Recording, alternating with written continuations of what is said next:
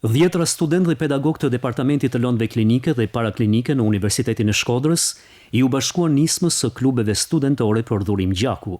E organizuar në motën Dhurata më e bukur, kjo seancë e radhës u realizua në bashkëpunim me Degën e Kryqit të Kuq në Shkodër, si dhe me Qendrën Kombëtare të Transfuzionit të Gjakut, me qëllim sigurimin e rezervave për pacientët talasemik. Ne realizojmë vazhdimisht seanca të vogla, kryesisht me grupe të rralla gjaku edhe për Spitalin Rajonal Shkodër. Por dhe organizimet masive siç është ky i sotmi, shkojnë kryesisht për pacientët talasemik, sepse janë grupi më vulnerabël që kemi në Shqipëri lidhur me nevojat për gjak. Studentët, njëkohësisht dhurues dhe organizator të aktivitetit, shprehen se iniciativa të tilla jo vetëm që ndihmojnë drejt për drejt pacientët në nevojë, por edhe forcojnë ndjenjën e solidaritetit dhe humanizmit mes të rinjve. Duke kaluar nga një eksperiencë fillimisht të dhuruesit, ashtu si punë vullnetare, është një akt shumë i bukur, është akt humanitar. Kemi studentë të vitit të tretë, të vitit të dytë, por edhe të vitit të parë infirmieri që janë bajegi të gatshëm për të marrë pjesë në organizime të tilla. Është hera e dytë që dhuroj dhe realisht është një ndjesi shumë e bukur kur e mendon se do shkojmë për fëmijë talasemik.